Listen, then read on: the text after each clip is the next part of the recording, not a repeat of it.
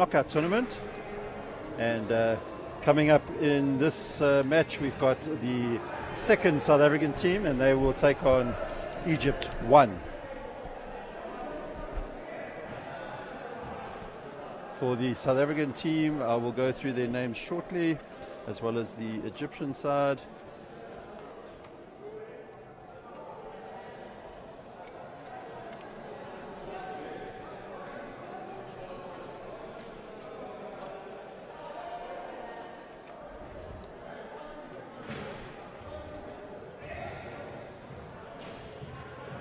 All right, for Egypt, we have Mohamed Sabri there, number 5. He puts up the shot. And the number 10 for Egypt is, of course, Bebo. And number 13 for Egypt we have is Rami Gouda. For South Africa, on the ball now is Yaku van Niekerk. And he puts up the shot, doesn't drop though. We also have number 11 for South Africa is Tandile Zonke. And number 6 is Zakele Shalembe. Substitute for South Africa is Warren Tefu, and we'll confirm the Egyptian substitute as soon as he enters the court.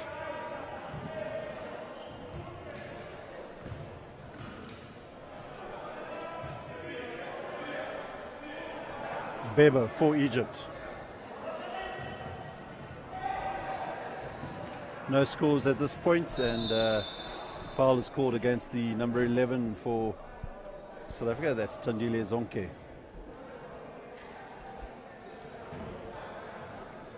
And Roy, in the 3-on-3 basketball format, what would you say from a wheelchair perspective is the most important strategy to be successful in this format?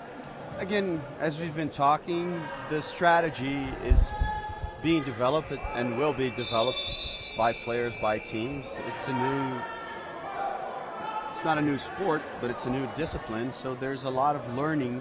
The learning process is still in place. It will be much the same as who saw it, the 5-on-5 for FIBA. There was a lot of development, there's a lot of new things that came to this discipline of the able-bodied game, and I see the same happening here. I think we'll see a lot of new things, a lot of new tactics, and a lot of new moves in the next few years while these guys do their best on the floor to develop this discipline. And what is quite interesting within the FIBA 3-on-3 sort of world tours and stuff like that is that it's not your 5-on-5 players really that play 3-on-3 basketball. It allows the opportunity for different players to stake a claim for the different format of the game. And that's exactly what happened. In the beginning of the 5-on-5, we had players that, in the beginning of the 3-on-3, we had players that migrated or came from the 5-on-5 game to play it. As the discipline developed and developed their own tactics and its own moves, and players began to develop different skills than the 5-on-5 game, 3-on-3 players showed up, and today they are better 3-on-3 basketball players than the 5-on-5, even though a lot of 5-on-5 players are stars. But the discipline, it's the same game again, but the discipline is so different that needs these different skills to be played at high level. And I think if we can compare it to the likes in rugby. We have 7-a-side, and of course cricket. We've got the T20 versions of the game. So I think from a basketball perspective, the governing bodies have realised that they need to also have some different entertainment for the basketball fans out there. And not only that, we will see that the 3-on-3, because it's a smaller team, it makes it easier for countries that are less fortunate with money. It's easier for them to travel. It's easier. It's a smaller team. It will cost less. So the idea is to give opportunity to spread the game around the world. As we know, chairs are not cheap. So it all adds into trying to get wheelchair basketball to many countries as we can. Absolutely, Ray. And I think from a South African perspective, one of the strategies wheelchair basketball South Africa has is, for the junior development of the game. I think 3-on-3 basketball is a perfect version to we've got schools, for example, that don't have the equipment, the chairs and that. and it gives them the opportunity to, you know, work with lesser equipment and be able to now start developing players. So that's definitely a strategy. I agree with you, but still, we still see 3-on-3 as a development tool for the 5-on-5, and my personal perspective and understand is that while this develops and when it develops, it's going to become a whole different discipline, and it will be a different game. Absolutely, yeah. And we'll have countries that will excel and will be top countries in 3-on-3, and maybe not the same countries that are powerhouses in the 5-on-5. Exactly that, yes. Well, this particular encounter looks like it could be quite an exciting one. Yeah, it has been tied since minute one. Tandile Zonke for South Africa, laying it off to Van Niekerk, and the youngster Shelembe, a young man from the Mlazi township in Durban, and I took him through to the 2017 Toronto Under-23 World Champs, and phenomenal development that he's had since that particular tournament, and it's good to see some of the young players in South Africa coming through into the seniors teams. For me, that's the biggest pathway of a player. They need to start early. They need to get to these world tournaments that are underage or age limited early to keep developing, to play international wheelchair basketball at high level since young age.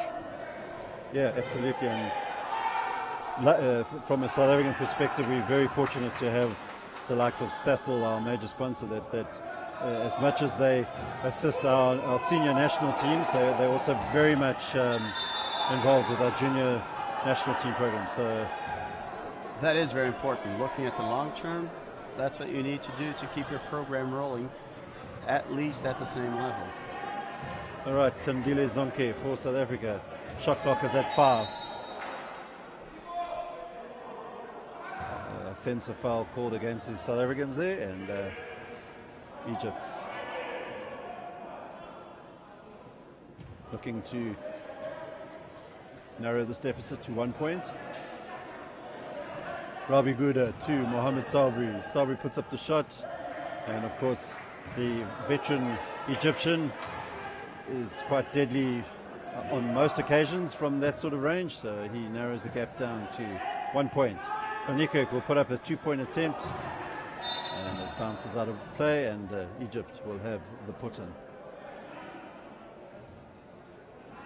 I suppose it's also a bit of an adjustment for the referees. Obviously, it's an adjustment for everybody. The learning process will be pretty much the same for everybody. Again, learning from what happened to the 5-on-5. The star referees of the 3-on-3 game are not the same as the star referees for the 5-on-5, because they need to learn the dynamics of this new discipline. The 5-on-5, the game stops a lot more. The ball reaches the hands of the referees a lot more. Over here, it's much more a dynamic game. It's the players that check the ball in, so the ball does not get to the referee.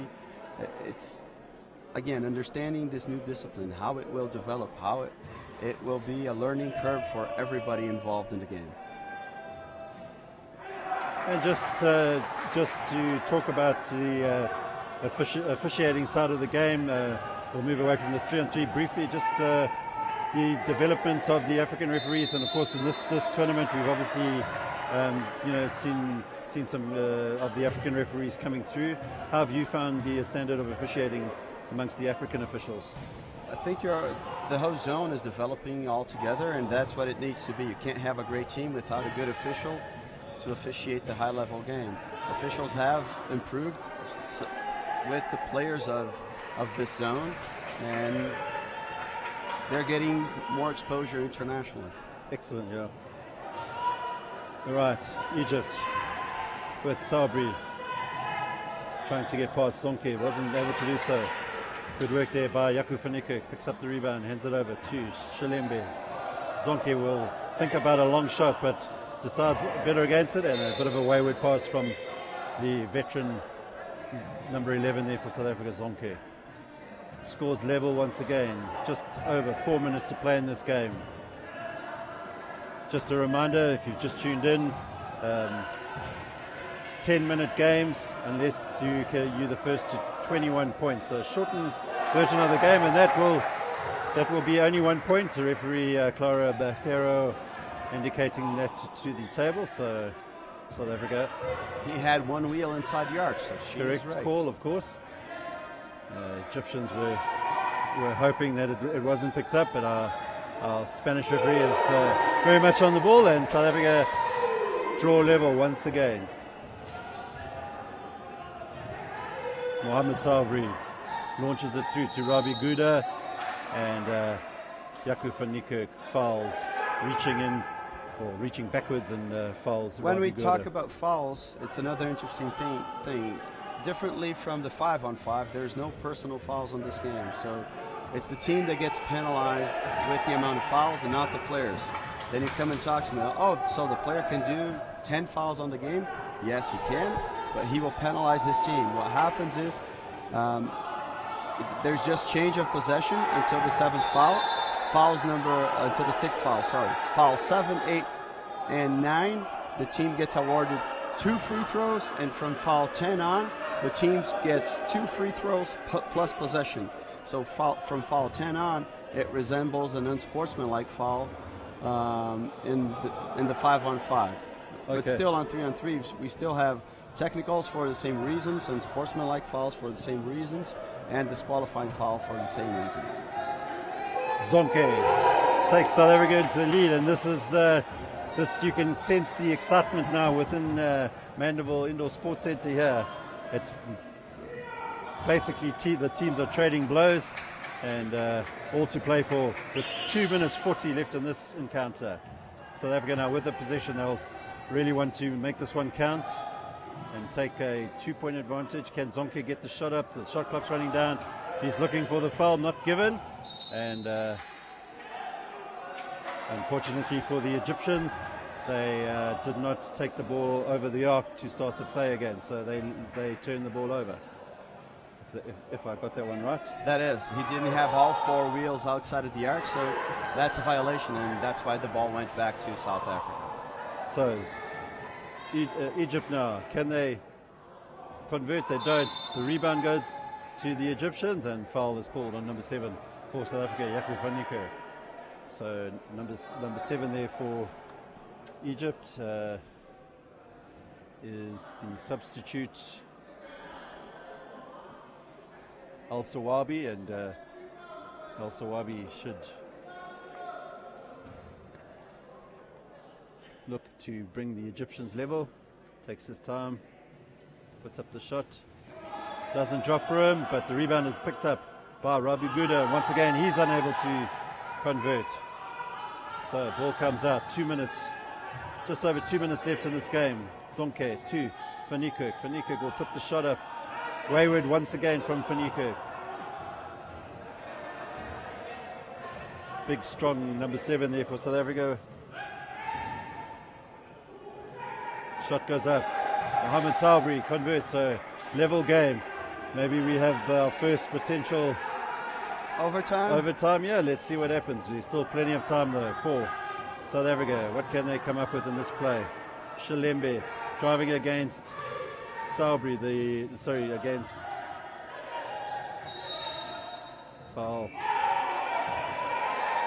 foul against Egypt on van Niekerk, and he puts the shot up just in the nick of time, and he will go to the line for 1 free throw. This can hurt them, but because with a very close game like this, having 2 points of advantage with 1.5 minutes to go, they can be in a good spot. So van Niekerk takes his time, puts up the shot on the drop. So Egypt now have a lot of work to do. They will need to obviously convert and make sure that South Africa don't. And good work there by the South Africa number 7, van Niekerk, and he finds Zonke to Shalembe. Back to Zonke. Shot clock at 6. Can he put it up? He thinks about it. He will now have to throw up a Hail Mary and almost falls for him. Can van Niekerk find the rebound? He does, but unable to keep it in play. Mohamed Sabri now for Egypt. Puts up a long 2-point attempt, and that doesn't drop. So can South Africa hold on here. As Zonke tried to find Van Niekerk.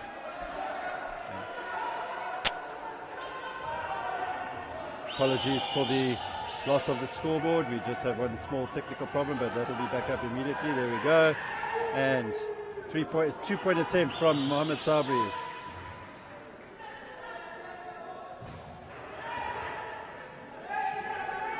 Zonke unable to convert.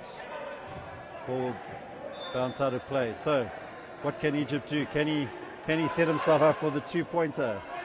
South Africa will have to defend hard here.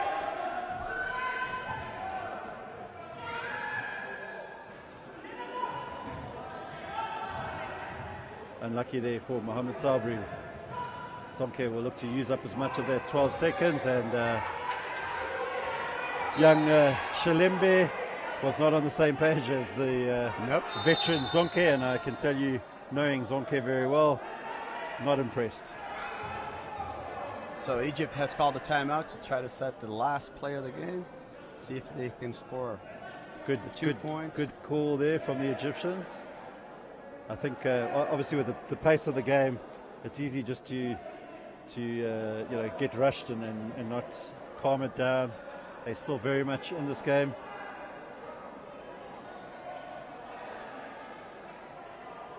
And just once again welcoming everybody that is tuning in from around the world. A shout out to Jaco van Niekerk's wife, Janine van Niekerk, watching this live stream. Also to Wahid Abdidate, excuse the pronunciation. Erika Yoshida watching from Japan. Donnie Smith, and of course Algeria's captain Nabil Goodwan. Thank you for tuning in to this broadcast of the 3-on-3. And Egypt, my apologies. Pull within 1 point. South Africa just need to hold on. And that is the end of the game. So South Africa squeaked through in a very, very entertaining game that was. Yes, it was very good. It was a very good game to watch. Very close. Excellent. So the next match coming up in a short while, we'll see the Algeria 2 side, and they will take on Morocco 1. So we will return shortly, and please don't go anywhere. We'll be back in a few minutes.